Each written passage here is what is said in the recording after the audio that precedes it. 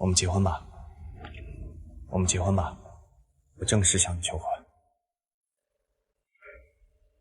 一拉过拉环。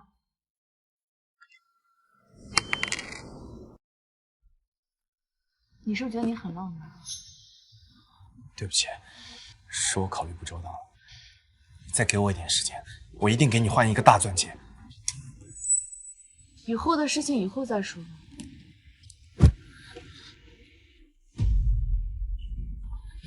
是不是心情不好？明明昨天晚上我们已经……昨天晚上我跟你睡了，我以为跟你结婚了。抱歉，我觉得我应该给你一个交代。等你什么时候能买得起大钻戒，你再给我所谓的交代。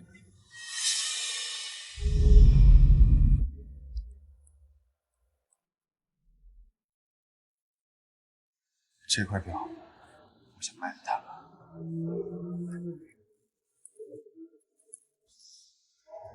这块手表是限量款，具有很高的收藏价值。您确定要卖了它吗？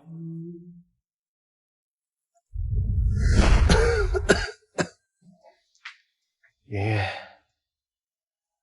这是爸爸给你准备的成年礼物。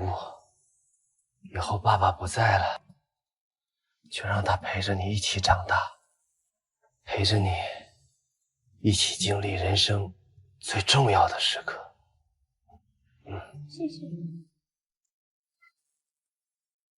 乖。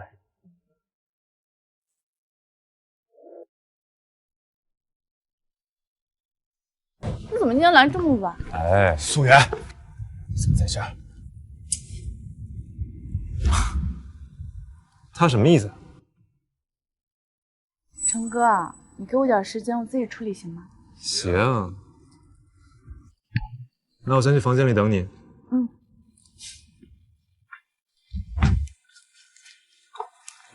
找我什么事啊？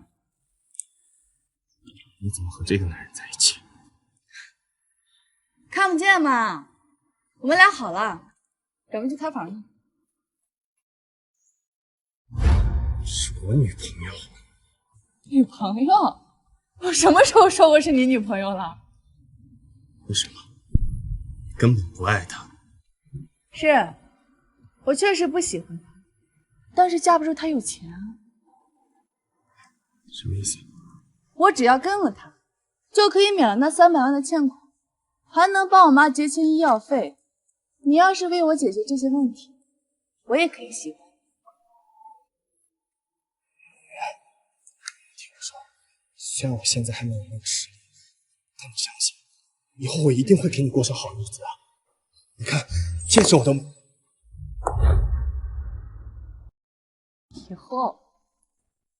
以后是多久啊？3年、5年，还是10年啊？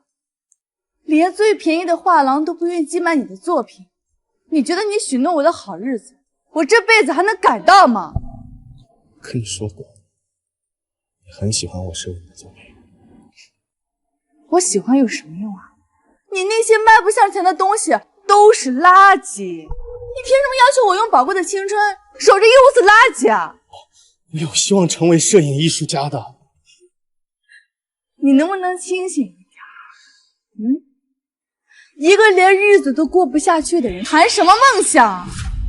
你这个叫做痴心妄想。以后别再来纠缠我了，我们好聚好散。素媛，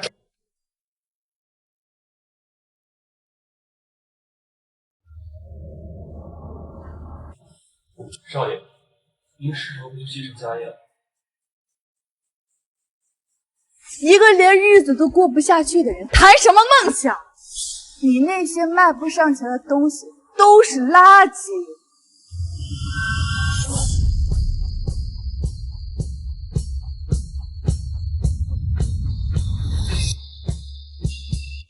帮我举办一个摄影展，把这幅画标价1块钱。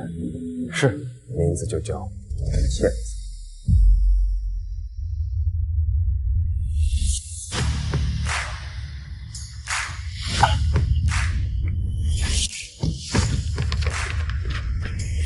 少爷好。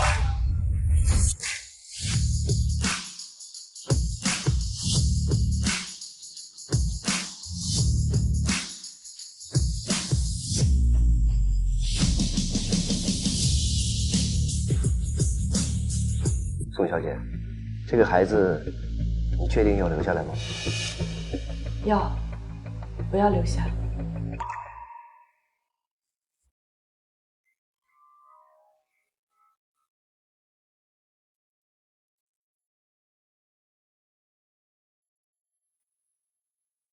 据悉，明达集团于昨日召开股东大会，任命继承人江卓云于为集团 CEO。江卓云本人将在本周日举办摄影展，对摄影师的生涯做彻底的告别。沈总，宋媛怀孕了。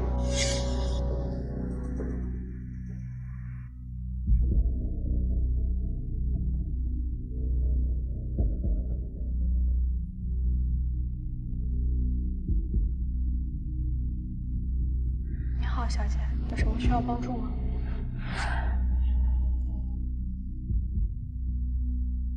我想买下它。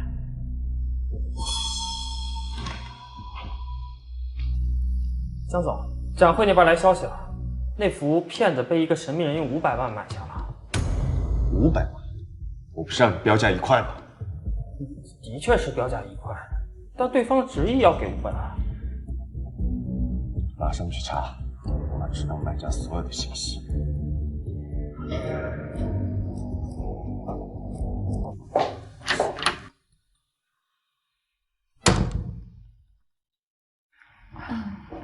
妈，你怎么起来了？妈给你冲了一杯红糖水，趁热喝了吧。谢谢妈。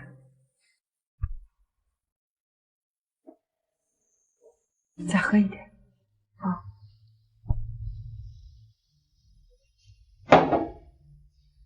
跪下。哎，怎么了？我叫你跪下！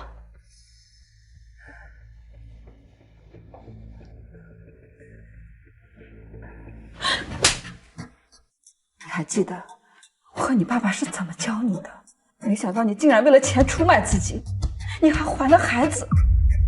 我都知道了，是我没有教好你，我愧对你死去的爸爸。既然我不能阻止你犯错，那就让我帮你及时止损，弥途知返。妈，你什么意思啊？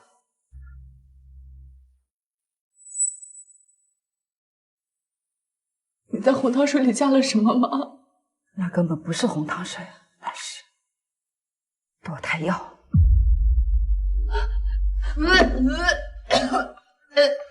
你要是吐了，我就再帮你准备一杯。妈，我求求你了，你让我把这个孩子留下吧，他是卓越留给我的唯一念想了吗？妈，你是不是糊涂啊？留下他，这辈子就毁了。哪个男人会要一个未婚先孕的女人？我不结婚了，我跟孩子，我们陪你一辈子。妈，你要听妈妈的话，把孩子打掉，把钱还了，我们重新开始。不要，妈，我不要，我求求你了，妈，不要，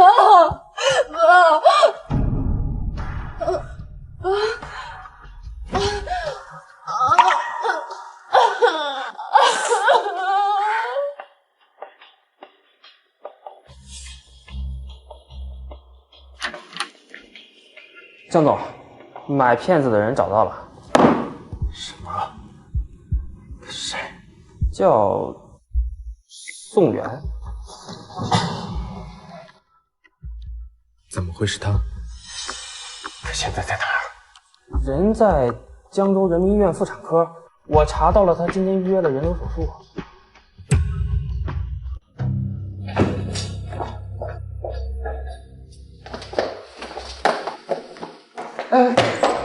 江总，我查到了买骗子那个人叫宋元。江总听完这个名字就冲出去了。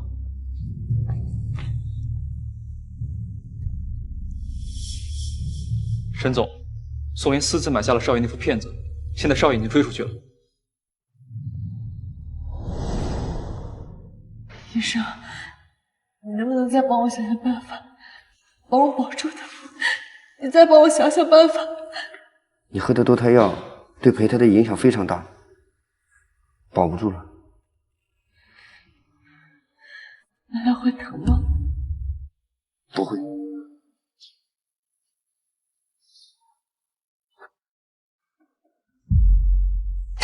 江周云，对不起，是我没用，没能留住我们的孩子。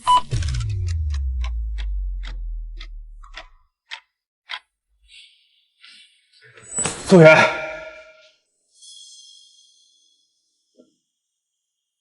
你是他家属吧？他刚做完流产手术，这张单子上的注意事项你得仔细阅读，得好好照料他的小月子。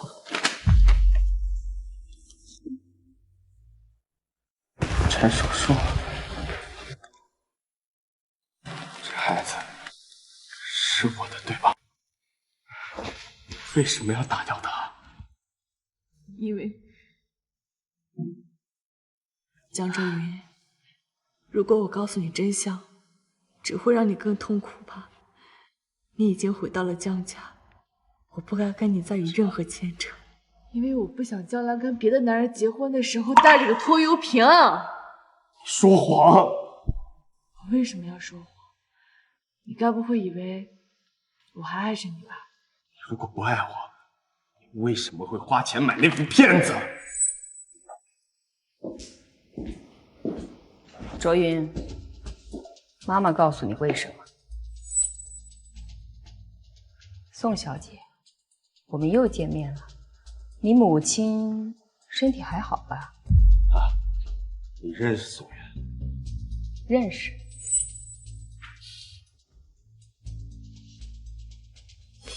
江周云，事到如今，我也跟你摊牌吧。其实我早就知道，你是明达集团的继承人，江州首富的嫡子。什么意思？什么意思？我自始至终就是个骗子。我从一开始就精心策划了跟你相遇、相知，并成功让你爱上我。但其实我早就受够了跟你在出租屋里过苦日子。但是我一想，你是江家独子，你迟早会回去继承家产的，我就忍了下来。但是这一切让你妈妈发现了，她给了我1000万让我离开你。于是我想了想，1000万跟你，我肯定选择1000万。不可能！如果你是骗子，你不会花500万买那幅画，一定还是爱我的，对吗？醒醒吧，我的大少爷！我一个爱财如命的骗子，你觉得我会花了500万去买你的作品？那幅作品是我帮你妈买的。就算你是个骗子，就算这一切是你精心策划、精心安排的，可我们在一起那么久，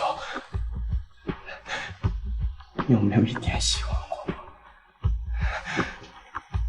哪怕一点点。我当然有啊，我肯定是喜欢你的。但是我喜欢的是你的家产，是你的钱，不是你这个人。我今天但凡有一点喜欢你这个人，我都不会打掉这个孩子，懂吗？你个骗子！我恨你！我恨你！我恨你！江少云，我们本来就不是一个世界的人，你就忘了我这个骗子吧，回到你原本就璀璨的人生。沈总，你终于来了。宋小姐是聪明人，你在卓云面前的回答，我很满意。你用我妈妈来威胁我，我敢不让你满意吗？这不都是你自找的吗？谁让你自作主张买下卓云的作品？还让他查出来买主是谁，甚至你还想生下和卓云的孩子。宋小姐，这个孩子你确定要留下来吗？要，不要留下。好吗？是你买通了医生，然后告诉我妈妈我怀孕的事情。我做事情向来喜欢万无一失。那是江卓云的血脉，能给卓云生孩子的女人多的是，但你不配。你就不怕有一天他知道真相之后会记恨你？父母之爱子，则为之计深远。只要他能够顺利的回到江家继承产业，就算是恨我，又有什么关系？这里是600万，500万是你帮我买画的钱，剩下的100万是你今晚的演出费。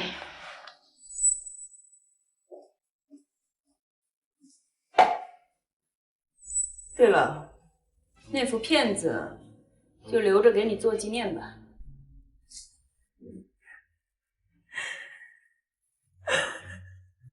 我昨晚梦见你爸爸了，他说我不应该打你那一巴掌。圆圆，你会怪妈妈吗？妈，是我做错了事情，不怪你。我就想以后好好陪着你。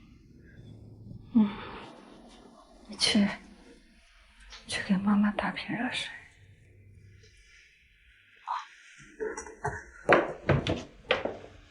那你等我回来。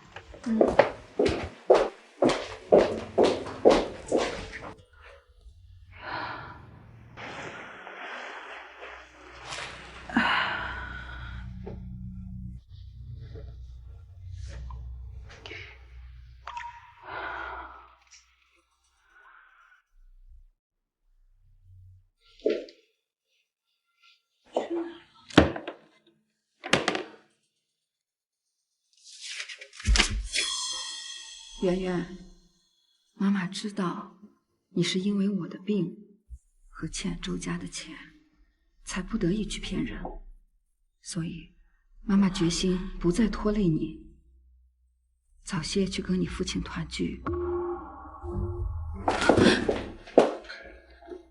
圆圆，人都会死，所以你不必伤心，把钱还回去吧，重新开始你的人生。妈妈永远祝福你。没有看到吗？没有。有人跳楼啦！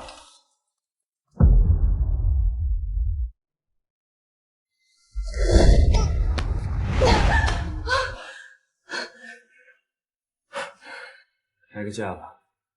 当初你为了区区1000万，想尽办法勾引我，想必现在也能开个价，自己卖给我。区1000万，果然是有钱人家的事。那既然如此，我要5000万，不过分吧？倒也不是不可以，那我就要看看，到底值不值这个5000万。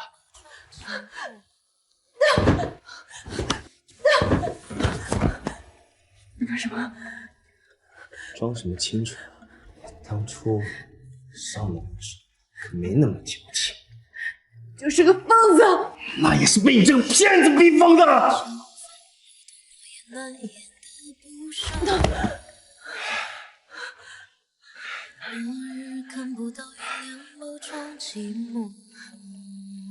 把它签了。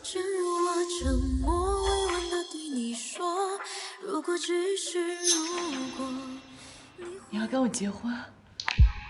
我只是用一个合法的手段把你留在我身边罢了，不然我要怎么跟外人解释你是保姆还是情侣？为了报复了一个骗子，搭上你自己的婚姻，值得吗？明达集团的市值上1000亿，我作为 CEO， 一举动都在媒体的监视下。要是哪天因为一个骗子，明达集团推上风口浪尖，那才是最大的损失。你真够狠的。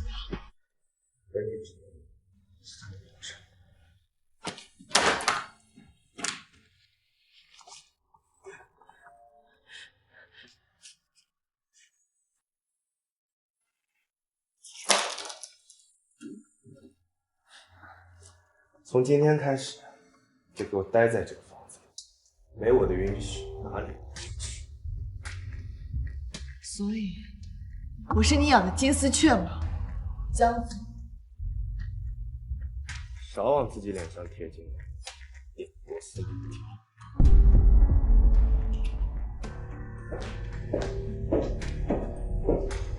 或许，这就是上天对我的惩罚吧。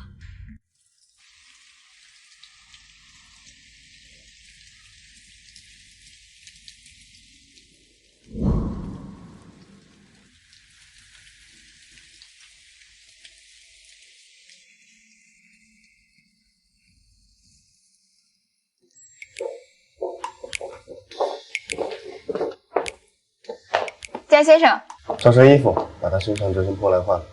是，您这边请。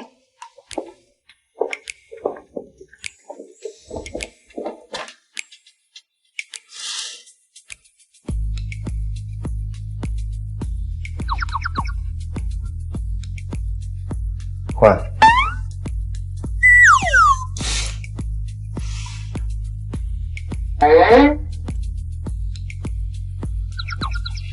再换。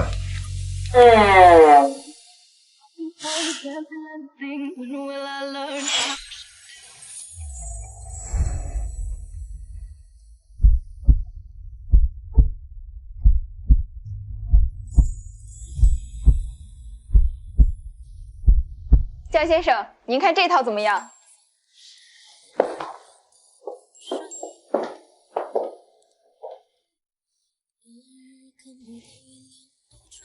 多美的一张脸，怪不得以前我会被你的神魂颠倒。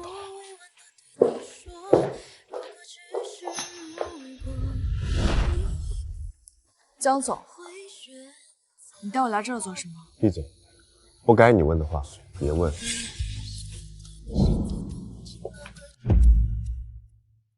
沈总生日快乐！咱们以后公司常常合作，好吗？谢谢周少，代为您父亲好。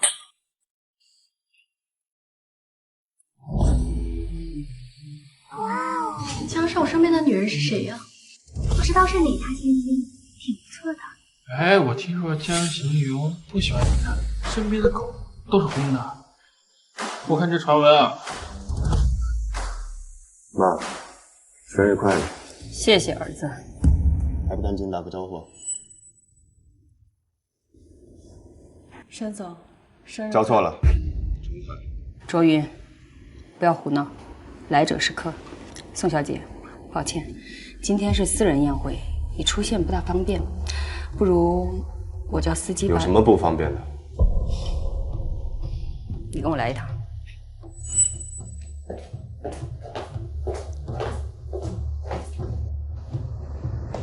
乖乖在这等我，如果你敢跑的话，就把你腿打断。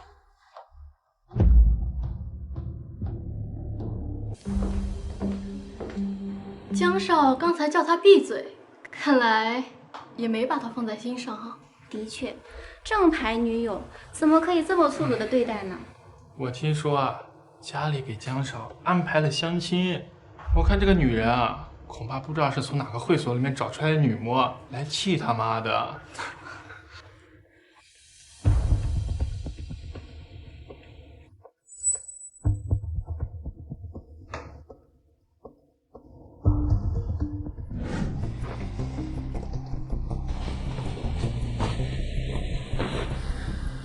卓云，妈妈给你安排了那么多大家闺秀、名门千金去相亲，哪个不比宋小姐好？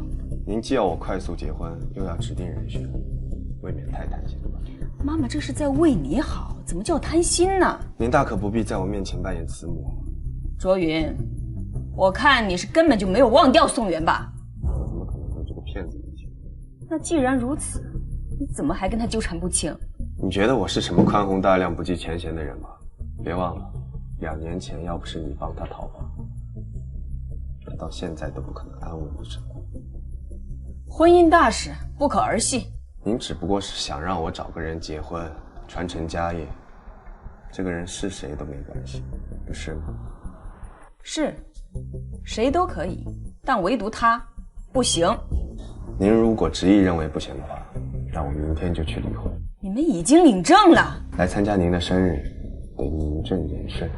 不过我江卓云这辈子只结这一次婚，要不要接受，您最好想清楚再告诉我。嗨，美女，哪个厂子的？加个微信吧，到时候我去给你捧场。哎，别走啊！这位先生，请你自重。能把江卓云迷得神魂颠倒，说明你伺候人的本事还不错。我给你加点，伺候我。滚！急什么？我不介意你被江卓云玩过，那是你的荣幸。女人嘛，关了灯都是荡妇。操！给你脸了！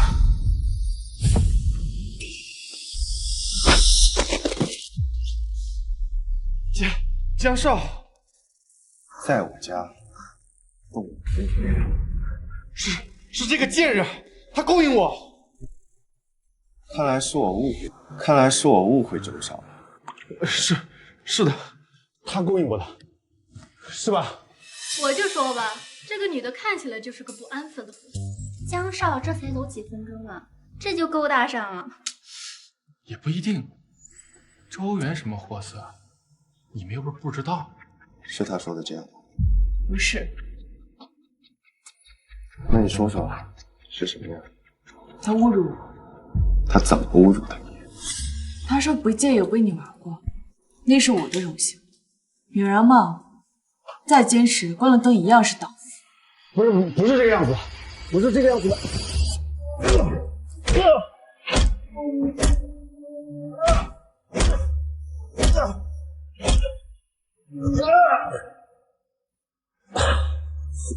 江卓云，把我打成这样，我父亲不会放过你的。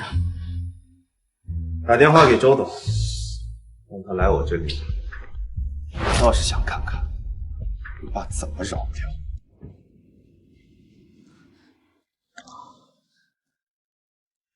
胆子这么小，都出汗了。给太太倒杯冰水，她有点受惊了。是。你是我太太，就不会让人欺负。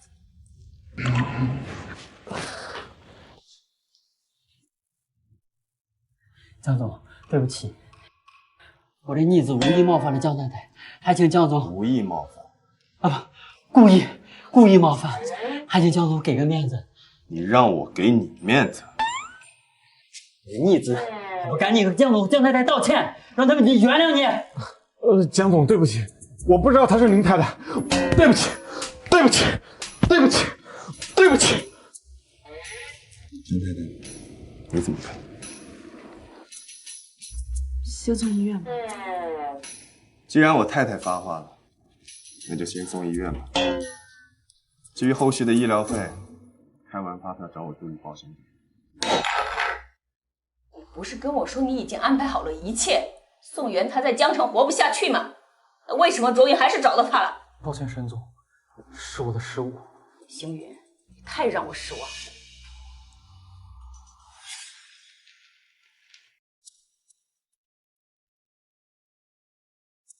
甩脸色给谁看？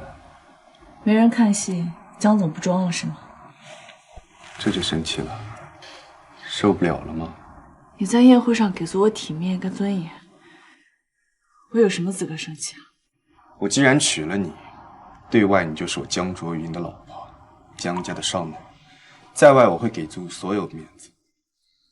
但是，一回到家，你就是我花钱买来的佣人。我有自知之明，你不需要提醒我。你早有这窝里横的态度，今天就不至于我出手收拾残局。那个蠢蛋当众羞辱你，你就是在打我的脸，打狗也要看出来。过来。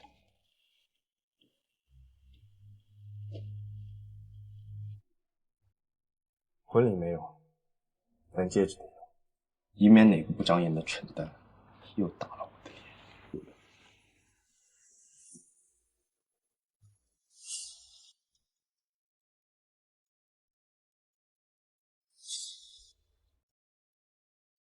这个戒指，你在痴心妄想什么？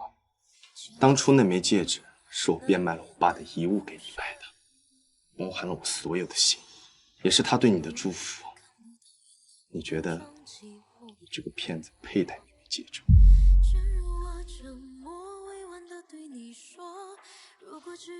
别在我面前装的可怜兮兮的，我可比我妈大方多了，给了你5000万，你应该感恩戴德，给我笑笑。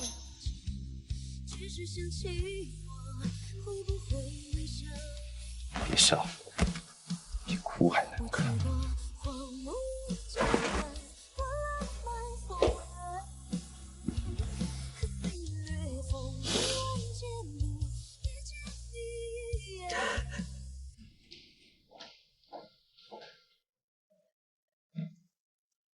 江总，青山别墅已经安排好了，我们的人24小时待命，绝对保护宋小姐安全。叫她什么？宋小姐。抱歉啊，江总，是太太。江总，结婚证属于您个人重要文件，要不你自己拿着？不是什么重要东西，放那儿。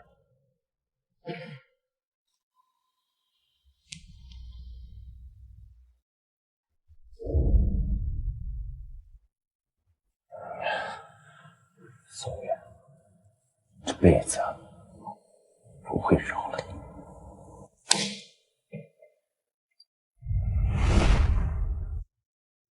那个女人最近在干什么？太太除了上班，平日里就在青山别墅待着。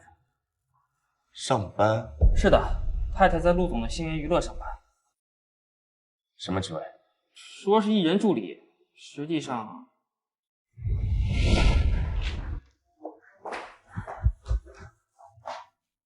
宋源，安西老师的剧本打印好没有？哦，你没事干就在那摸鱼，去楼下买10杯咖啡回来。好。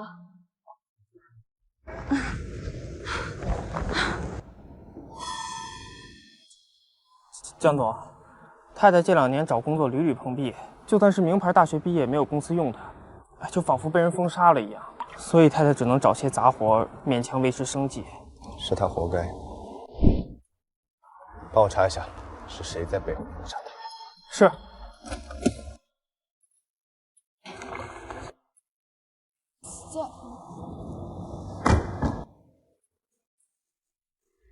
他怎么可能搭理我呢？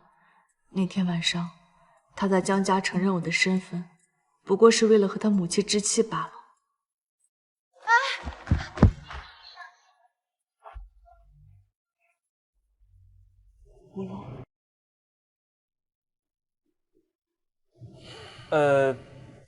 太太，我来帮您拎吧。不用，我自己可以的。您一个人拎这么多太重了，还是我来吧。你倒是殷勤，可惜某些人不领情啊。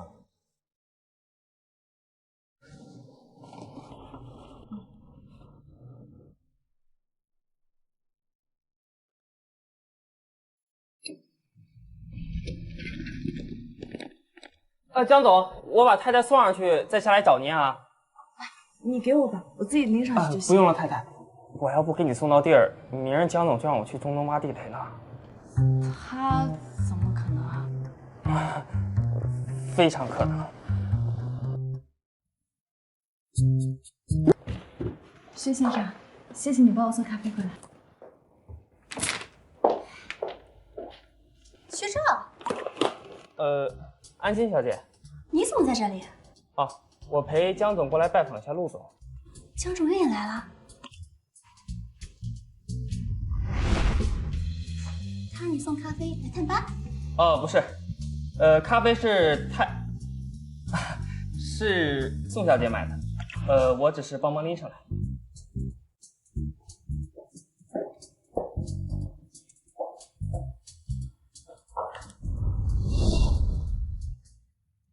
哎呀，我前段时间啊在南法度假，没赶上阿姨的生日宴，你帮我把这礼物带给她呗。你今天怎么有空来我这里啊？来给你送钱。哼，我猜呀，你是知道安西今天在这里拍摄。脑子是个好东西，但你没有。人身攻击啊！姓江的，别以为你有钱你就可以骂我。我给你投2个亿，但我要33.4%的股权。你当我傻呀？33.4%的股权所有，拥有一票否决。我听说前段时间你离婚，我来给你送钱，你应该感恩戴德，喜极而泣。那我是不是还得跪下来喊你一声金主爹呀？大可不必，主要是我不想有你这么个儿子。对，据我所知，你跟这安西也就几面之缘，这么快就一掷千金，博红颜一笑了？什么瓜都吃，只会害了你。开玩笑。干嘛这么看着我呀？参观拍摄？狗东西，还说不是？安老师，一个咖啡。宋元，你是怎么认识学招的？我跟薛先生不熟的。不熟？那他会帮你拎咖啡？你知道他是谁吗？就管让他帮你的忙。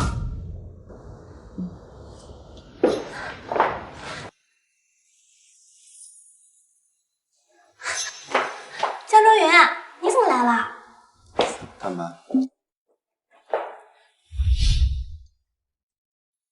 我说呢，学长怎么会来？原来是你来看我了。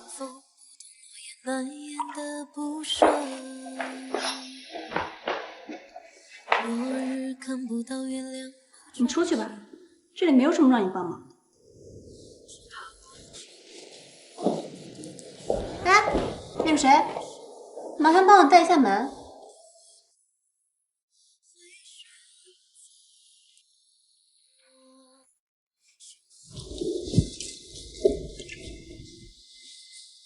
你坐那边去，我有。你每次都这样，和我见面又不许我碰你。闭嘴，话太多了。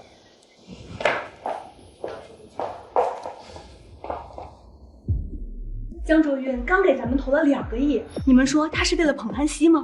这些年江卓云一个绯闻都没有，只有安西被记者拍到和江卓云在法餐厅约会，2小时了。你们说他们关着门在里面干什么？你说孤男寡女共处一室能干点什么？听说江卓云是有老婆的，前段时间在江家的晚宴上，有好多人见过这位传闻中的江太太。有老婆，跟外面的女人还没断干净，说明这老婆就是个摆设，约等于无。你说是吧，宋渊？啊，是的。你脸色怎么那么差？身体不舒服吗？我有点闷，我先出去透透气。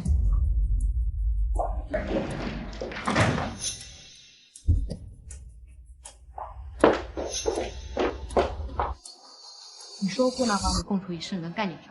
有老婆，跟外面的女人还没断干净，说明这老婆就是个摆设，约等于无。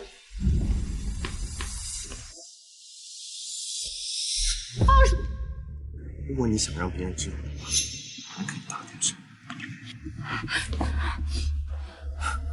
哭什么？没哭。还嘴硬。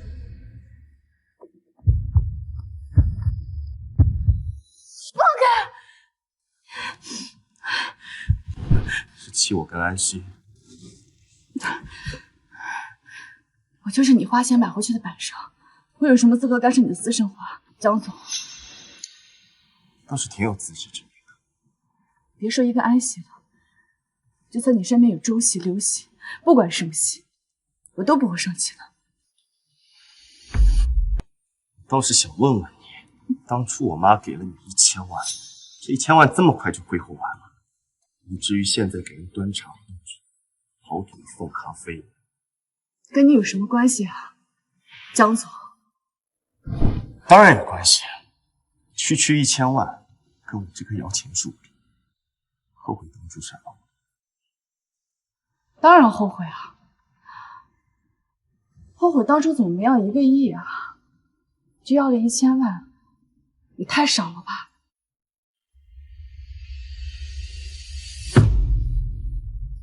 我真想把你的心挖出来，看看是什么颜色！我就是个骗子，没有心。滚！听到吗？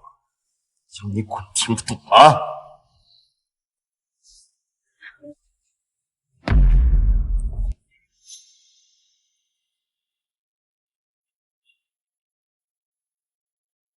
江卓云，你的外套往哪？有点。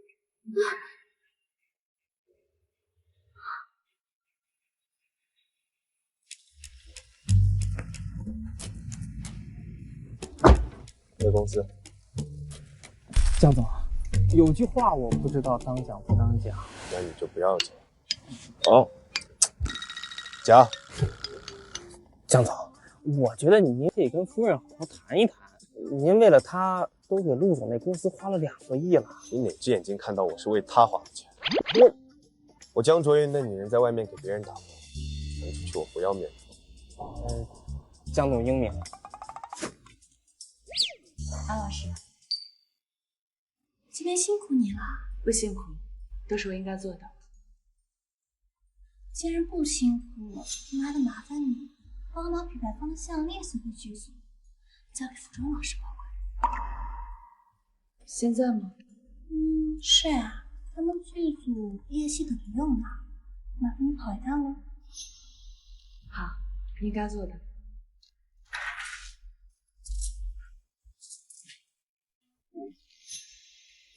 姐，服装老师不是说今天他们不出工，项链可以明天送回去吗？是啊，但我就是故意的呀。从公司到剧组单程2个小时，而且天气预报说今天会有暴雨。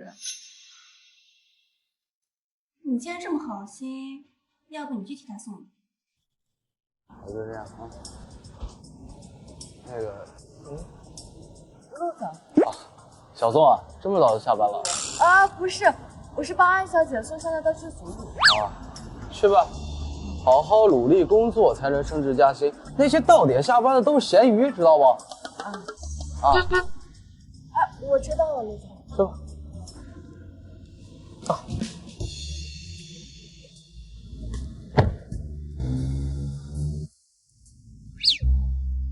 学长，你怎么这宋媛这么殷勤？你是不是觉得人家漂亮，想追求人家？陆总。我不敢的，你就说人家漂不漂亮？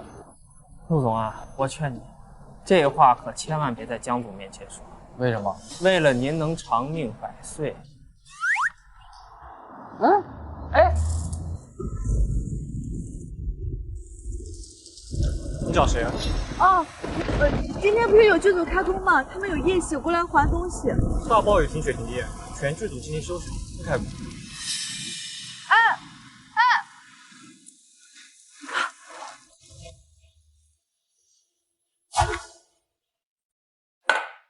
喝一个。不喝你来会所干什么？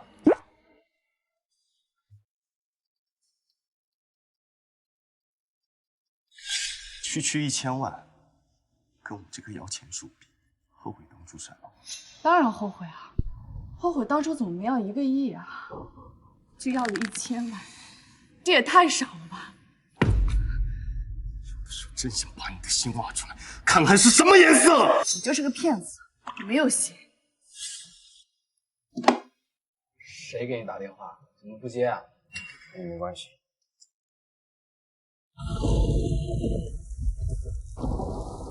哎呀，没电了！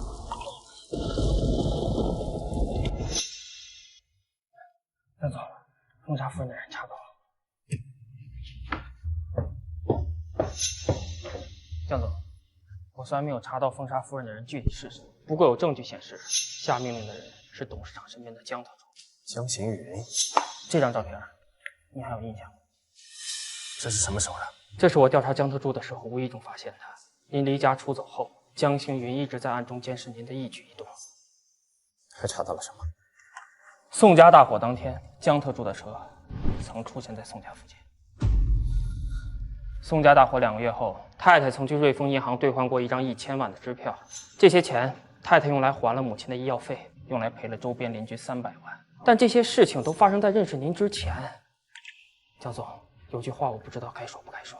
你的意思是，宋妍虽然是骗子，但他是被我妈设计陷害推入深渊，然后再给他一个交易的机会，把他安排在我身边的。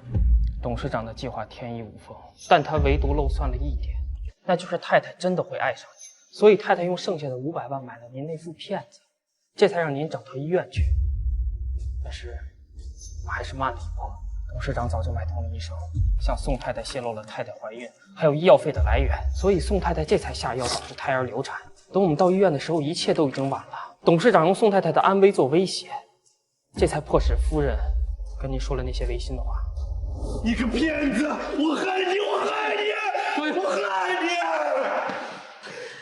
江少云，我们本来就不是一个世界的人，你就忘了我这个骗子吧。学长，是我害了他。您好，您拨叫的用户暂时无法接通。您好，您拨叫的用户暂时……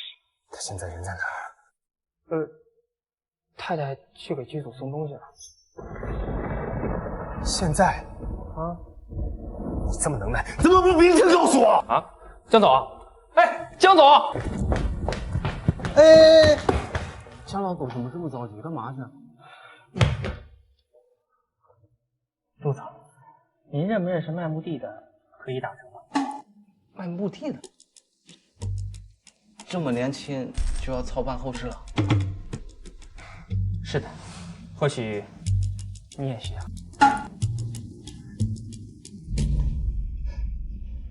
江总，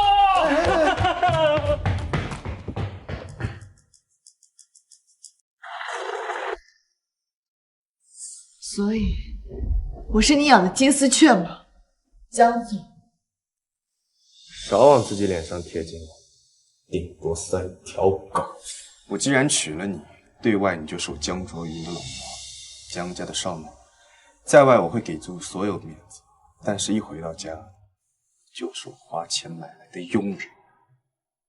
别在我面前装的可怜兮兮的，我可比我妈大方多了，给了你5000万，你应该感恩戴德，给我笑笑。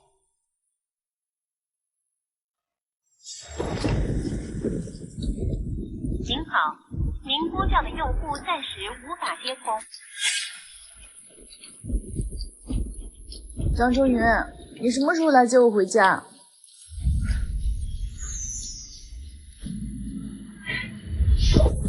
张周云，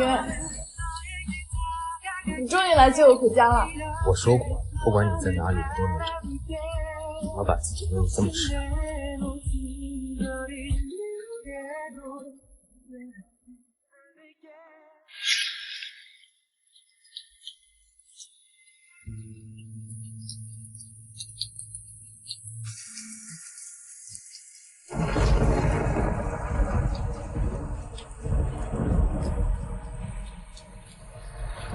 江周云，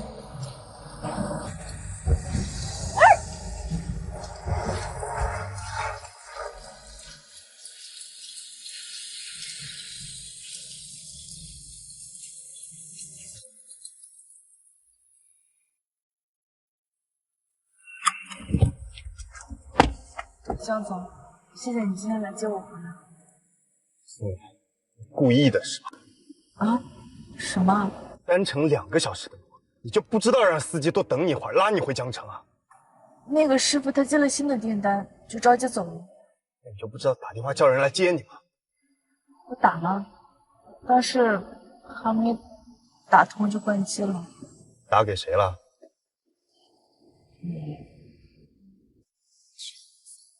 对不起啊，我不应该打扰你，我知道你很忙，但是我那一刻我就只想到你了。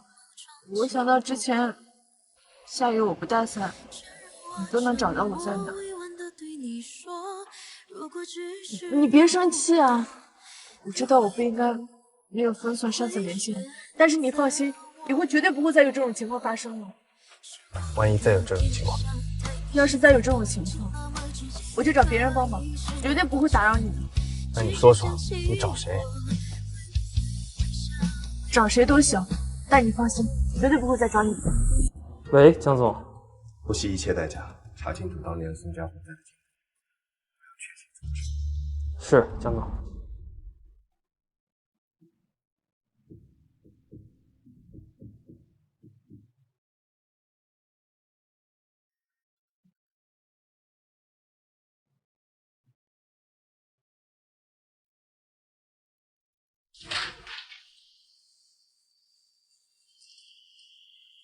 梦圆，项链昨晚送回去送。安老师，我昨天去剧组的时候，他们说停工了，我是今天早上送过去的。这样呀，那是辛苦你了呢，跑了2趟。不辛苦，工作而已。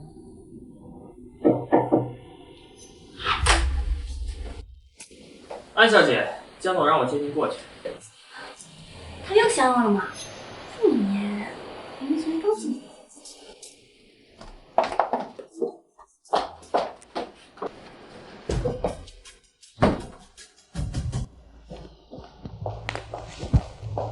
周云，我来了。江总，人到了。立马从新源消失，这是给你的补偿。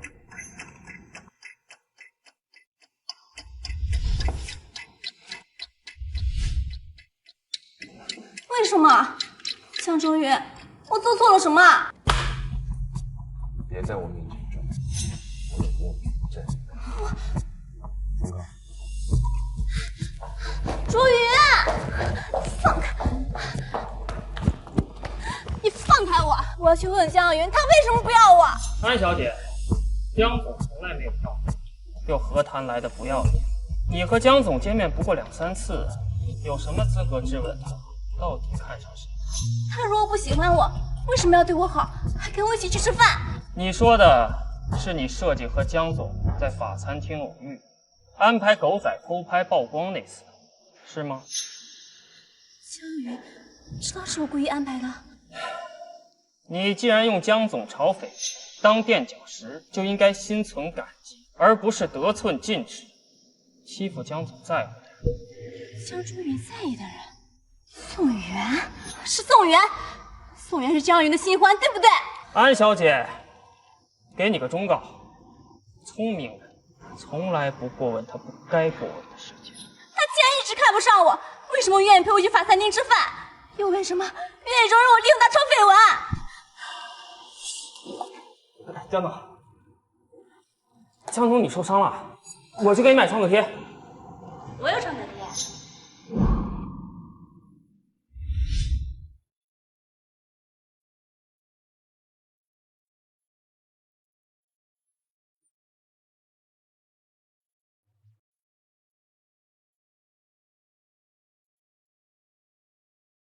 我看看，贴完了没？你怎么这么傻？他们要把你打死了怎么办？那也不能让他们伤害你。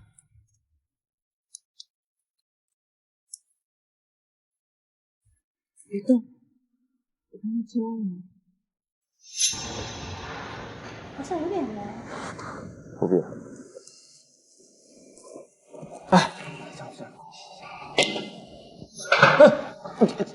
不能这么。你知道吗？就是在那天晚上，他给我带创可贴的时候，我对他动心了。江总，您喝多了。女人的心为什么这么硬，这么冷啊？江总，我扶您回去休息吧。不喝了，走喽。你亵渎了江总对创可贴的美好回忆，江总让我转告你，你怎么弄出来的误会，就怎么解决它。他不希望别人误会他与你有救。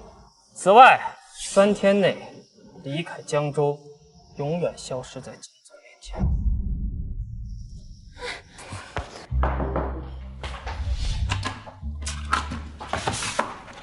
进。江总，事情都办好了。你去找安西的时候，他什么反应？夫人没什么反应。什么叫没什么反应？所以，江总，您故意让我当着夫人的面叫安西过来见你，是想让夫人吃醋是吧？滚出去！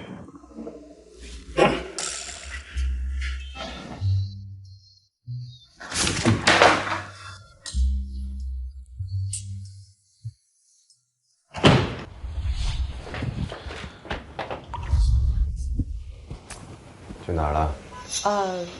我以为你跟安小姐去约会了，今晚不回来了，我就在公司加了会。你还真是幸福呀，知道自己老公跟别的女人在外面约会，还能没心没肺的在公司加班。我明确我自己的身份，不敢以江太太的自居，更不敢要求你对这段婚姻忠诚。你还挺有自知之明啊！这不是你要求的吗？我去洗澡。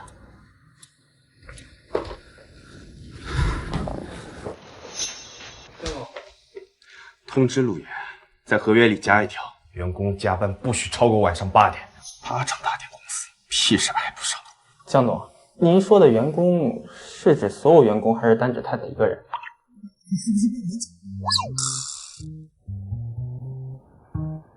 你不是去洗澡了吗？我拿件衣服。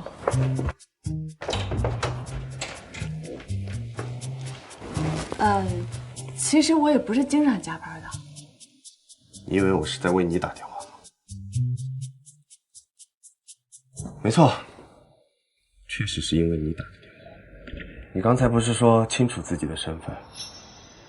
怎么，连下班回家都要我等你？是不是我还得等你回家把家务做了？对不起，是我考虑不周了，我以后早点回来。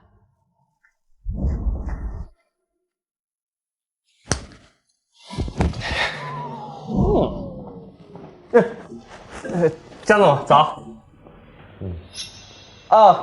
太太做完早餐就上班去了。她说下班回来做好晚餐和家务，请您放心。脾气还真是大，一句都说不得。江总，夫人做的早餐不吃了吗？吃饱了。你手里拿的什么？这个吗，江总？这个是太太给我准备的早餐。她对你还挺好的。江总，我错了，我其实已经吃过了，这份我就不吃了。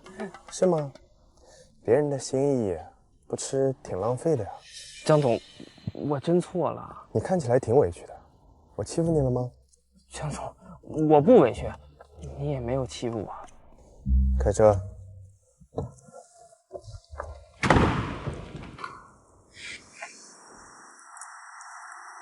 我宣布一件事，我和陆总解约了，从现在开始，我不再是星爷的艺人。该不会是跟江总分手吧？难不成要做江太太了？另外，有件事我澄清一下，我和明达总裁江卓云没有任何亲密关系。之前那些绯闻是我为了出名，可以利用他炒作的。也希望大家不要再误解和他的关系。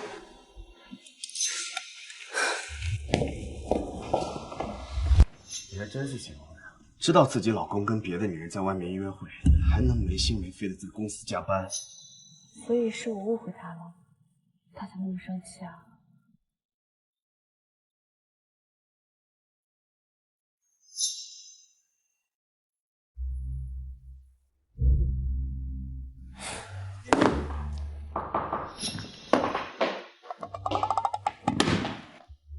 江总，夫人问你晚上想吃点什么，她好提前安排。他给你发消息了？是啊，你看。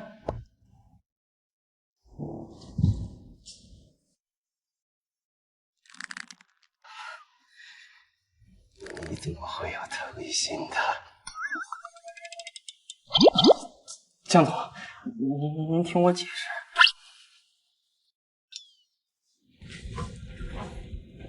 你回来了，吃饭吧。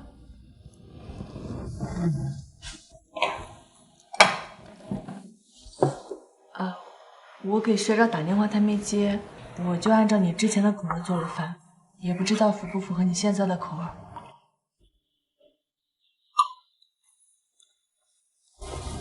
江中云，我之前误会你跟安熙的关系，对不起啊。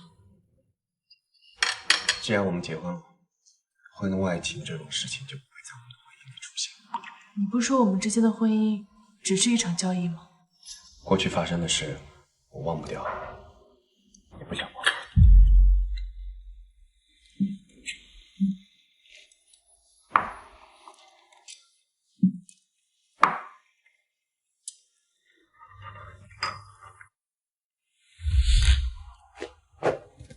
你洗好了，这是干净的睡衣。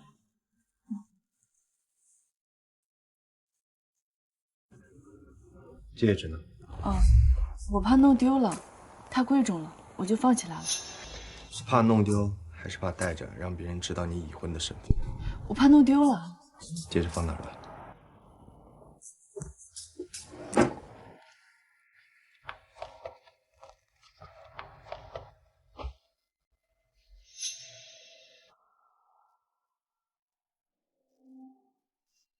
弄丢了就没事了。你老公有的是钱。手机。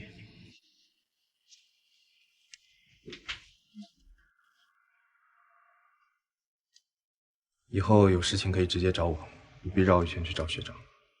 我是怕麻烦你，所以才找的学长。我有的是时间。是错觉吗？为什么我觉得江周云和之前不太一样了？我先去洗澡。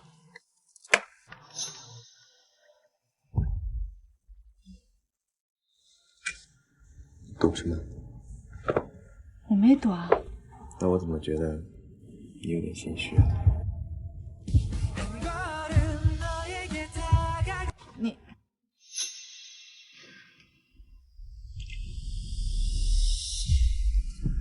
宋源，让我们忘记过去，重新开始，好不好？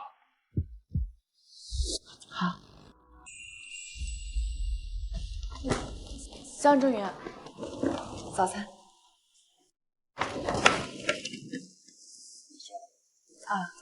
早餐一定要吃，要不然胃疼。知道。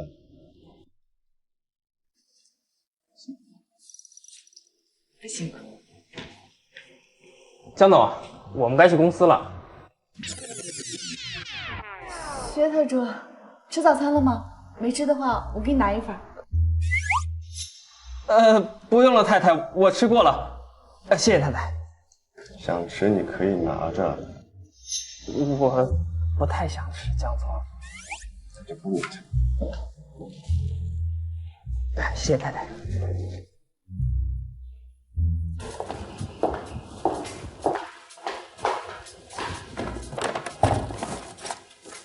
江总，早会是半小时以后，您有时间先吃早餐。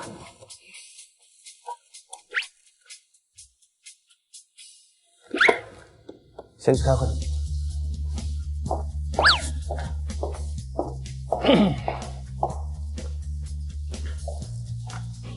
回头跟开发商核实一下。家老狗这么快就开完会了？陆总，您吃的这个早餐不能是江总桌上那个吧？是啊，学长，这三明治你买的，太好吃了。谁允许你动我东西？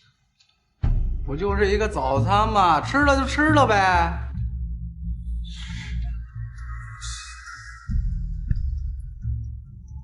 不然你拿我怎么办？对了，那个融资协议你为什么要加一条，说不允许员工加班超过8点？你逃吗？牛马不加班，我当老板的怎么发财住大别墅啊？我是资本家，不是慈善家。哎，态度，你看你。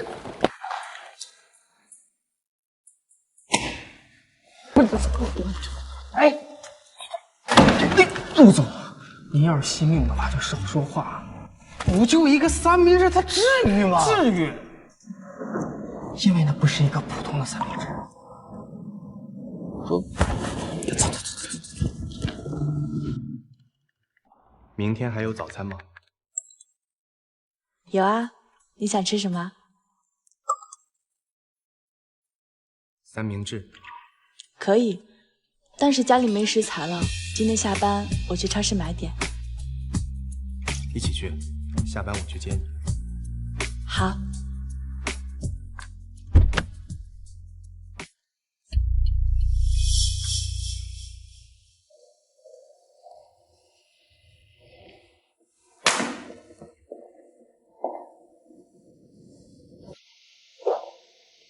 您怎么来了？妈妈需要你一个解释。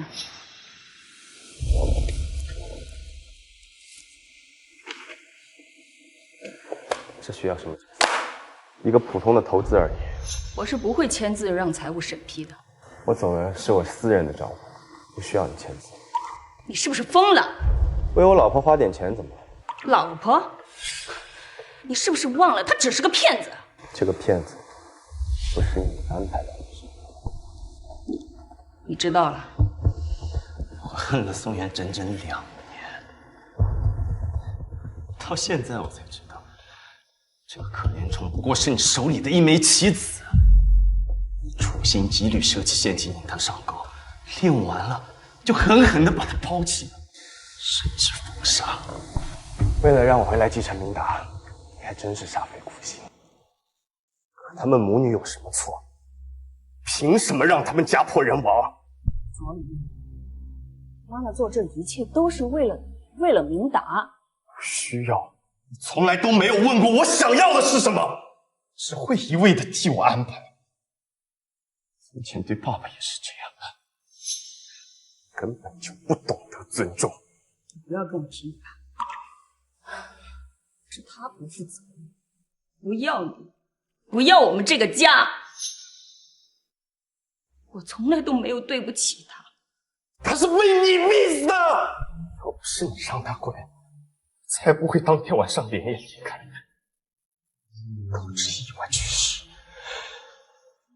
卓云，关于爸爸的死，妈妈无话可说，但是妈妈还是要告诉你，你和宋元注定有缘无分，情深缘浅，不如趁早断了。长痛不如短痛，轮不到你管。是吗？既然你都已经查到了3年前的真相，那不妨再继续查查宋清辉。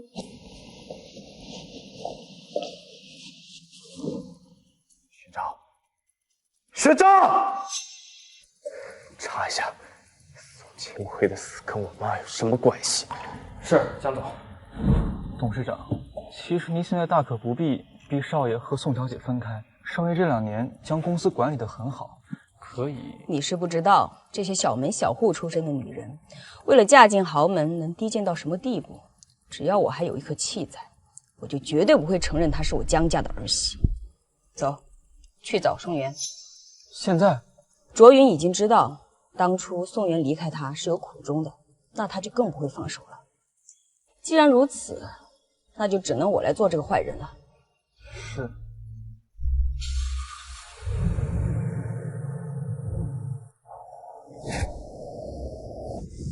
江卓云，我下班了，你什么时候过来接我？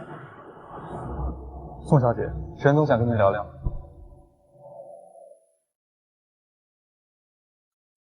我来接你。宋小姐，我的确是低估了你对卓云的影响力。即便你当初那么伤害他，但他依然对你念念不忘。但即便如此，我依然觉得你配不上我儿子。所以您今天找我来，是想让我跟你儿子离婚吗？开个价吧。那你这次能给到多少呢？你想要多少？我跟江正宇结婚，他给了我5000万。你要想让我跟他离婚，应该比他更有诚意吧？1个亿，够吗？不够。你胃口也未免太大了。江卓云如今是明达集团的总裁，跟他离婚，我能分走多少财产，你应该比我更清楚吧？宋小姐，你得罪我，对你没有半点好处。如今我什么都没有，你威胁不到我。如果你是真的爱卓云的话，那你就应该把江太太这个位置让出来。这个位置应该属于一个跟她门当户对的大家闺秀，而不是你这么一个对她事业毫无帮助的孤女。沈总，请不要把你的想法强加到江卓云的身上。江卓云是一个活生生的人，他有他的感情，有他的喜怒哀乐，也有他的选择。你这是在教训我吗？你不需要我教训，但是我最后再说一次，我这辈子都不会离开江卓云，除非他亲口告诉我他不爱我，让我走。你看看这些，如果你到时候还这么笃定的话，那我可以不拆散你。这是什么？你打开就知道了。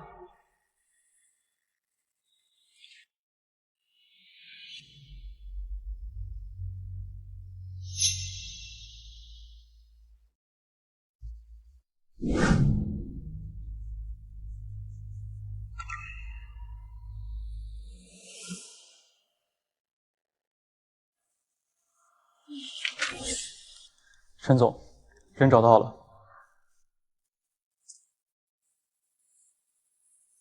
这个宋清辉是咱们去年南郊工地上出事故的那个。他老婆一直不肯罢休，想挖出证据，证明宋清辉的死并不是意外。穷人嘛，是这样的，就会想着多闹一闹，想多拿点赔偿。我听说宋太太因为宋清辉的死受了刺激，精神不太好。宋小姐是家里的支柱，没想到她竟然是宋清辉的女儿。星云，你说这算不算孽缘？沈总，要不咱还是换个人吧？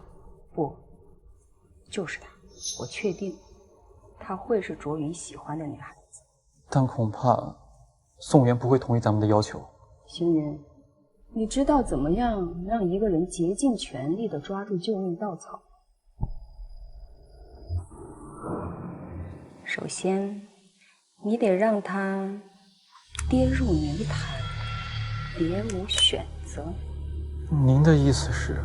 你跟了我这么多年，应该知道该怎么做了。沈总，昨晚宋家大火，宋家和邻居周家都被烧了，周家要求宋家赔偿300万。你做得很好，等宋元彻底走投无路了，再带他来见我。明白。我爸的事故，还有我们家的火灾，自始至终这一切都是你的精心策划。你有什么证据吗？你知不知道你们这是在犯罪啊？你爸的死那是工地钢筋掉落导致的意外，而那个承包商也只是我们明达旗下的一个子公司而已。至于你家的火灾，那不是你母亲发病忘了关燃气而导致的吗？这跟我有什么关系？宋小姐，诽谤可是要负法律责任的。为什么？为什么要这样对我？为什么？小姐，什么？小姐，哪有那么多的为什么？你们这些穷人就知道胡闹，以为这样就可以多拿点赔偿。我最后一次警告你，离开我儿子。等等，江卓云，他知道这些。你觉得呢？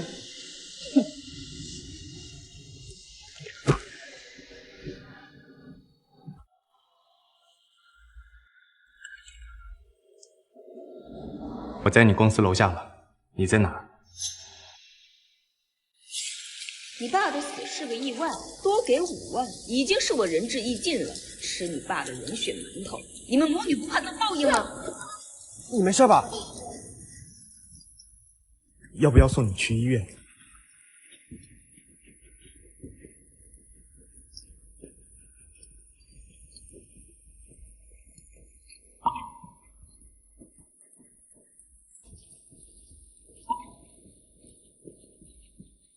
？3点。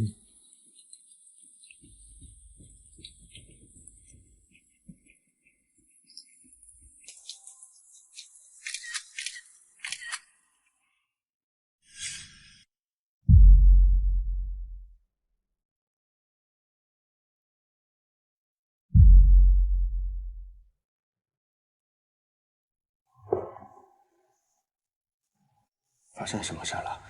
为什么给你打电话也不接，信息也不回？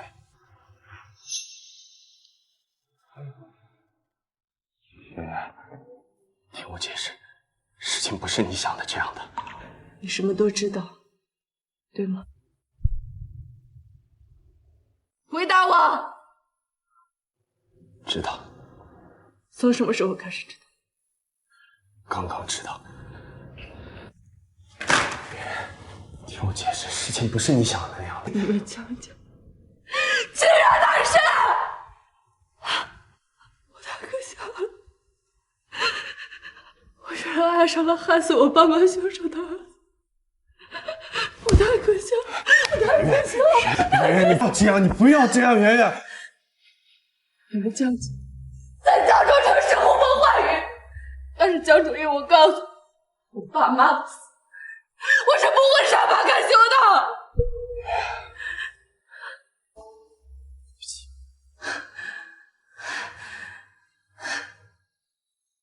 离婚协议书已经都准备好。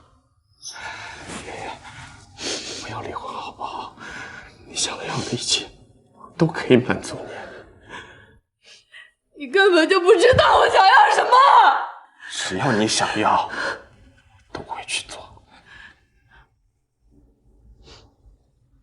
那我要一份签好字的离婚协议书。我想要坏人得到惩罚。江愁云，我是不可能跟仇人的儿子在一起的，你懂吗？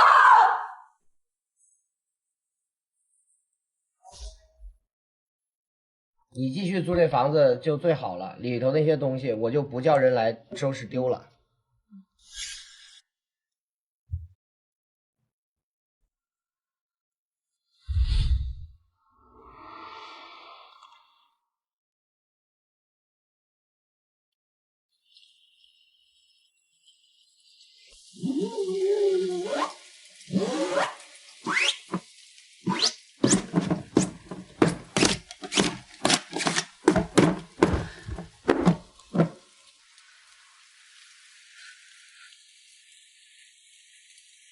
江总，咱回去吧，这也太大了。是这，他又不要我。江总，我觉得太太还是爱你的，她肯定不能跟你离婚的。对他什么都知道，真的不爱我。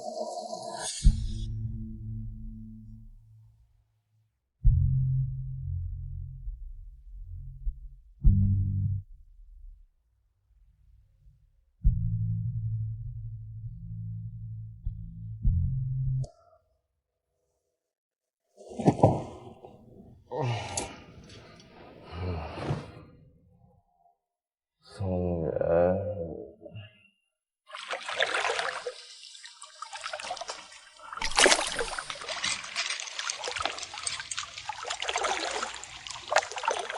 江总，您让我查的那件……江总，您发烧了，我带您去医院。打电话给他，就说我又不吃药，又不去医院。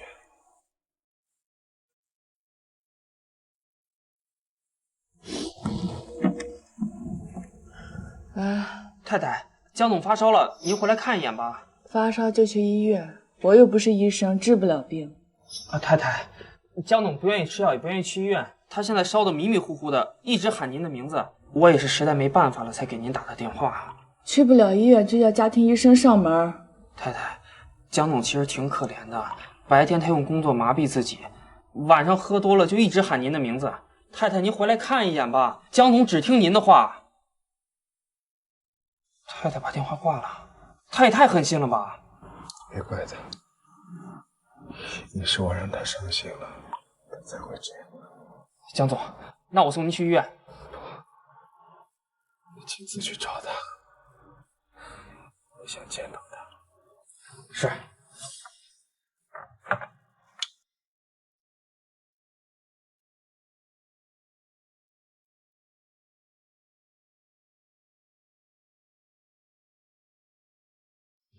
圆圆，你发烧了，我先给你降温。我们能不能不离婚？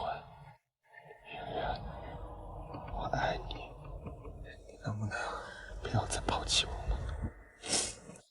等你病好了，我们再谈吧。就算你不爱我，也请留在我身边。到底该怎么选？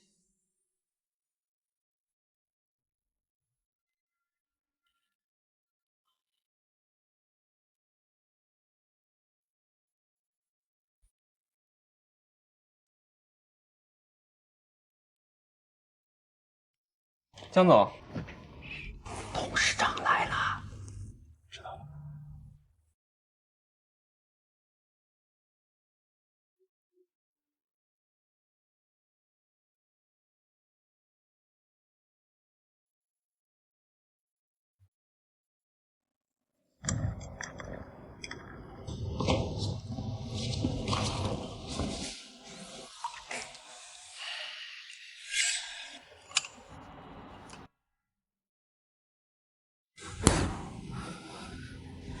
卓云，我听薛兆说你生病了，烧退了没有？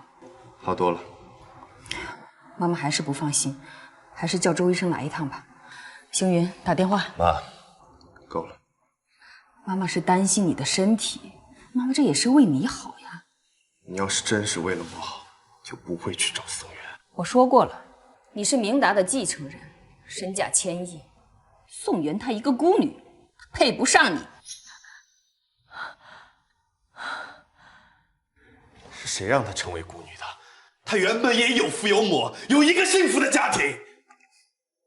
看来宋庆辉的事情你已经查清楚了。卓云，宋元爸爸的事情真的是一场意外，妈妈也很遗憾。你敢说跟你一点关系都没有吗？你是在审问你妈妈吗？可以这么认为。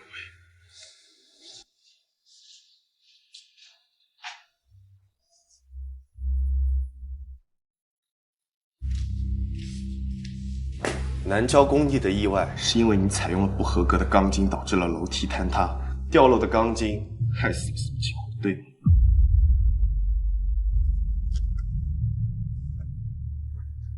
吗？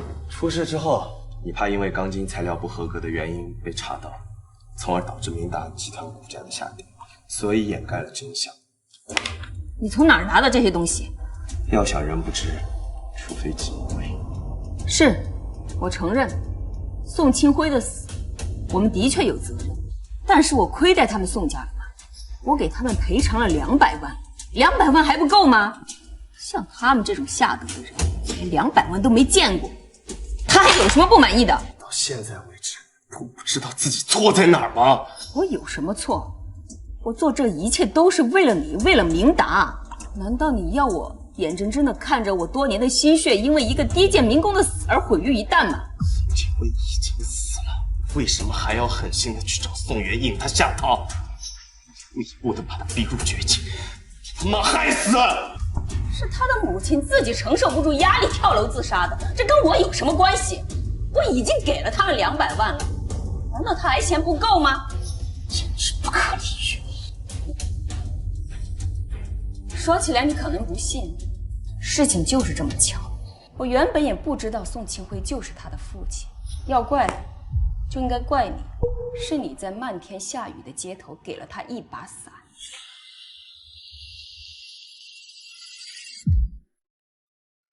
邢云当时拍照片给我看了，我一看我就知道，宋元就是你喜欢的那种女孩子，你们俩注定是一场孽缘，你们没有相守一生的缘分，所以妈妈这么做是替天行道。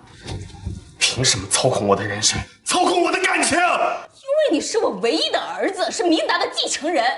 你生来就在金字塔的顶端，为什么要像一些平凡的人一样碌碌无为的过一生？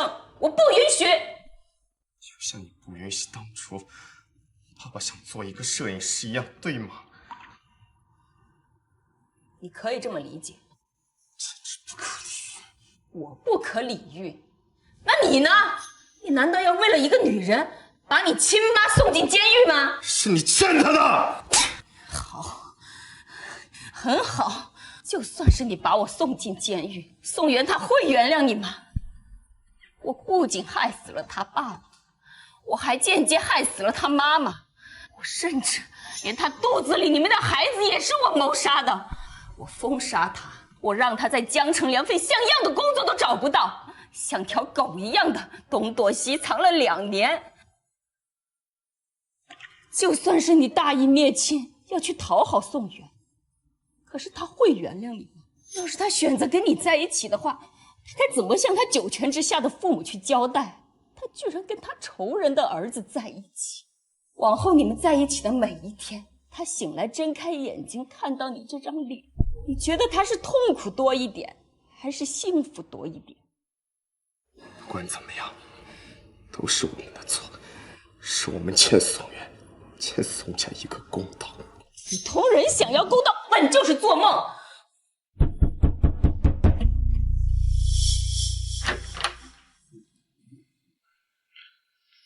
沈梅英、江行云，你们2个跟我走一趟，配合调查4年前南郊工地上发生的命案和3年前宋家的火灾。你竟然真的报警了！是你捡到的，这是南郊命案相关的资料。我辛苦筹谋了这么多年，为了你，为了我们江家，没想到到头来我却落得这样的下场。我沈梅英这辈子最大的错误，就是嫁给你那个废物老爸，生了你这么个不孝的东西。放开我！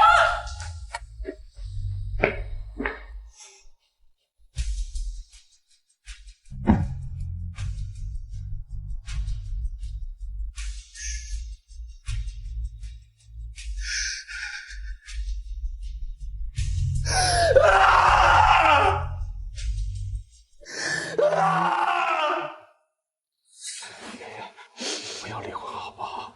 你想要的一切都可以满足你。你根本就不知道我想要什么。只要你想要，都会去做。说好，答应你的。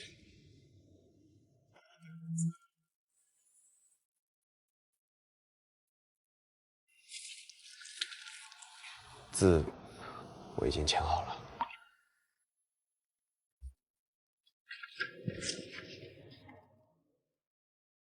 江周云，我不要你的钱。为什么？我想要的东西你已经给我了，你母亲会受到应有的惩罚，这对我来说就够了。离婚协议，你等改好之后再找我吧。圆圆，离婚协议改好之后，我们直接在明城举签吧。好，江周云，再见。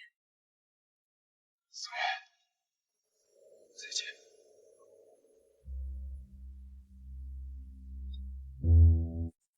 江总，我觉得太太还是爱您的，你也舍不得太太，那您为什么要签那个离婚协议书呢？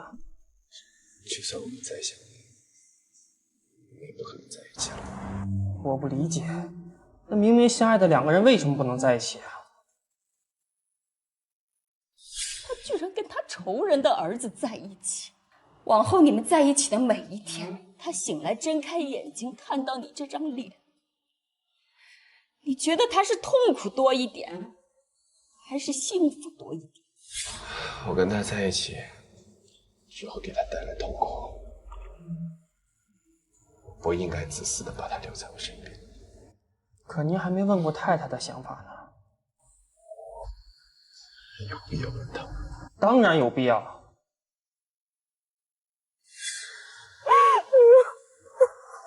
姑娘，你这是遇到啥事了？哭得这么厉害？没事，我就是丢了一个很重要的东西，再也找不回来了。丢哪了？要不我陪你去找找吧。找不回来了，大哥，找不回来了。只要有心，我们就能够找回来。真的吗？真的，我真的从来不骗人的。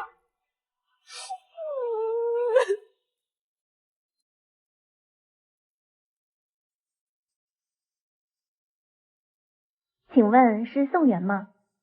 我是。您好，宋小姐，我是沈梅英女士的辩护律师，沈女士想见您一面，请问您方便吗？方便。那明天下午3点，我们在江州看守所门口碰面。你要见我，是有什么事吗？知道我为什么讨厌你吗？我不知道。沈家和江家是世交，我和卓云的爸爸从小青梅竹马长大，恋爱和结婚都自然而然。卓云长得很像他爸爸，用丰神俊逸4个字来形容，一点儿也不夸张。婚后我们也过了几年幸福的生活，但直到卓云5岁那年，他突然跟我提出了离婚。你现在跟我说你对我没有爱情，要去寻找什么梦想？江明达，你疯了吗？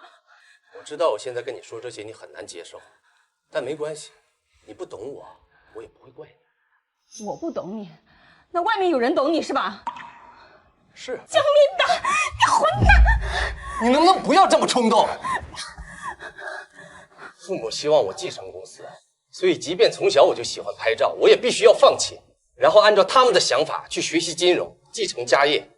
我曾经以为这都是对的，因为我所拥有的生活是很多人劳碌一辈子都到达不了的罗马。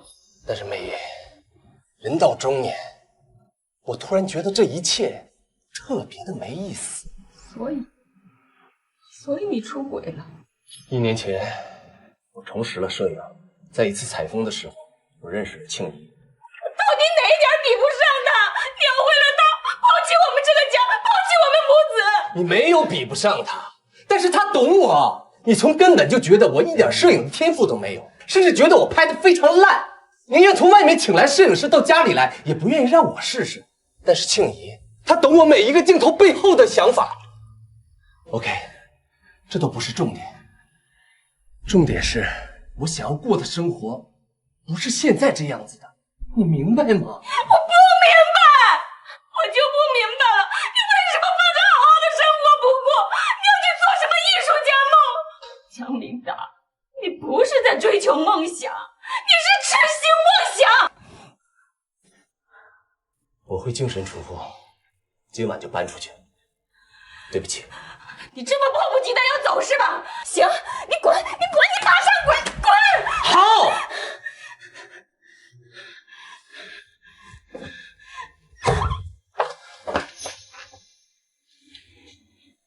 雨月，以后爸爸不在家，你一定要好好听妈妈的话，知道吗？乖。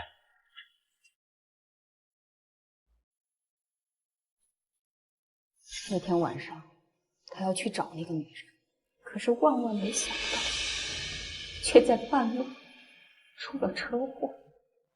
我和卓云赶到医院去见了他最后一面。从那以后，卓云就记恨上了我。他认为是我害死了他爸，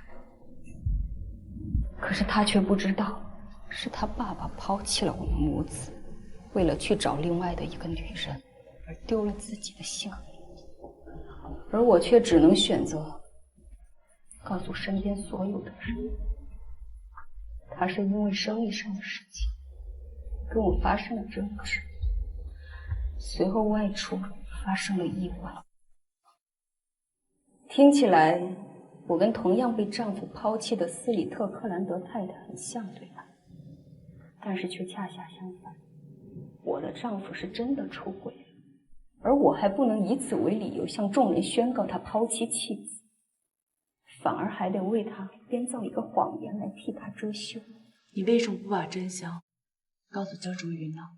那个时候他还太小，等他长大之后，我也觉得没有必要再告诉他。毕竟我不想破坏父亲在他心目中完美的形象，他需要有这么一个寄托。因为他父亲的前车之鉴，所以你反对他追逐梦想。他生来就是天之骄子，他拥有普通人奋斗10辈子都得不到的生活，为什么要去做那种不入流的艺术家？有什么用？不要用这种眼神看着我，不需要你的怜悯。即便你自己情感受到了伤害，你也不应该剥夺江卓云追求自己人生的权利。这就是我讨厌你的原因。当初我在医院里见过那个叫庆怡的女人，你跟她一样，都长了一双让人讨厌的眼睛。这双眼睛里面充满了倔强和怜悯，而且你们还用同样的眼神看着我，说了同样的话。你之所以愤怒，是因为我说的话触中你的痛点，对吗？闭嘴！你懂什么？你之所以提起这些往事，是想为你害死我父母找借口开脱，还是为你控制江卓云的人生找理由？在你的故事里，你的确是个受害者，我很同情你，但这些不能成为你犯罪的借口。我不需要你的同情，我就是想告诉你，像你这种出身卑微的女人，这一辈子就只配跟那些凡夫俗子草草一生，你配不上我的儿子。就算是我坐牢，我也绝对不会同意你们在一起。你说了不算，难道你忘了，是我害死了你的父母？你难道要不念孝道，跟你仇人的儿子在一起？其实，在今天来之前，我一直在想，他们是不是在怪我爱上了仇人的儿子？但是就在刚才，忽然就明白了，他们不是在怪我，他们支持我做的任何选择。可笑的借口！可笑的人是你。我们宋家虽然不富裕，但是从小不管我做什么，他们都支持我，他们爱我如生命啊，又怎么会怪我爱上江卓云呢？我的父母从来都不会因为我的虚荣和需求，以爱之名强加到我的身上，所以我觉得江卓云好可怜啊。如果最后连我都不要他了，那他就更可怜。我之前是觉得我跟他不是一个世界的人，他那么璀璨的人生不应该存在我这种平凡的人。但是后来我想明白了，我跟你，包括任何人都没有权利替他去选择他应该过什么样的人生，去爱什么样的人。所以这一次我要让你失望了，不管你做什么说什么，我都不会放弃他，我都会陪在他的身边，爱你他，支持他，直到死亡将我们分开。其实每个人的人生都有裂痕，就是因为这些不完美，所以我们每个人的人生都是独一无二的。或许你可以考虑把事实告诉他，他有知道真相的权利，也有承担痛苦的勇气。你应该放过他，也应该放过你自己。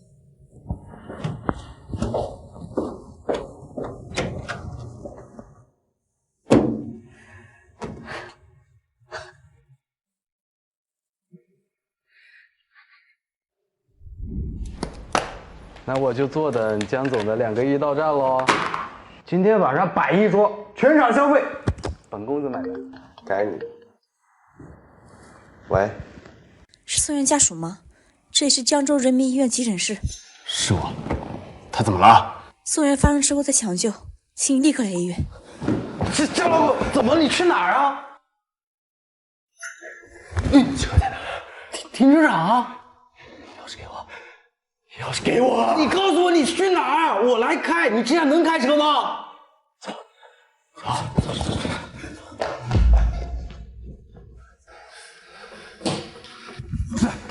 不是，帮我查一下宋元在哪儿。宋元，前面。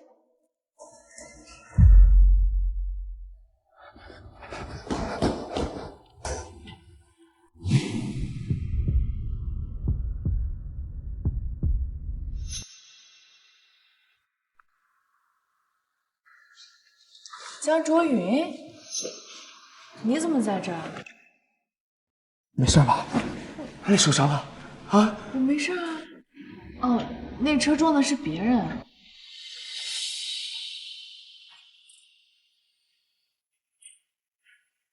没事就好，没事就好。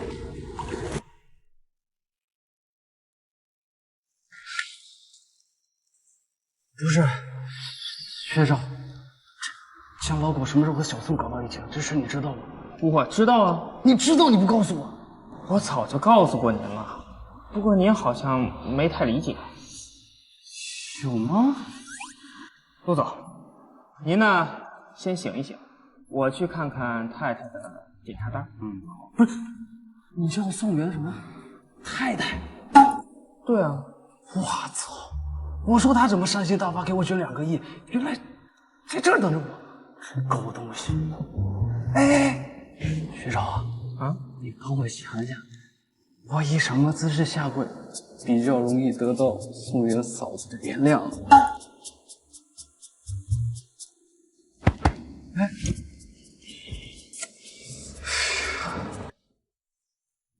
当时在路上有人拉了我一把，我就擦破了脸，没事的。江哲宇，今天你在医院是为了我死了？不许你胡说八道！如果我真的死了，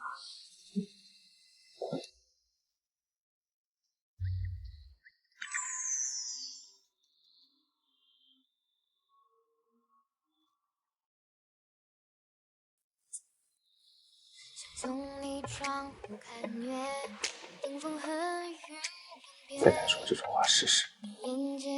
谁让你请我的？咱俩都离婚了。没领证，还是我。不要理。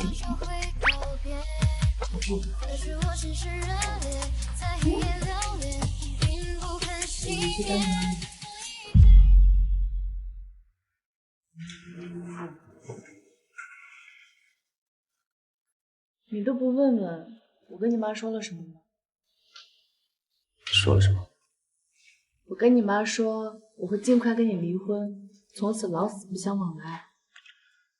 离婚协议我已经叫学长去改了，我改完之后，我没时间写。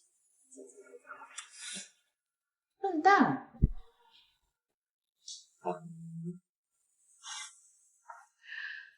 我说啊，我刚才都是骗你的，不是那么跟你妈说的。那你怎么和他说的？我跟她说呢，我以后都会好好陪着你，陪你从天光乍破一直走到暮雪白头。每个人的人生都有自己的方向，他们向东，向西，向南，向北，而我向你。从我见到你的第一眼，我就知道，你是天赐的救赎，是迟来的礼物。我们以后永远在一起，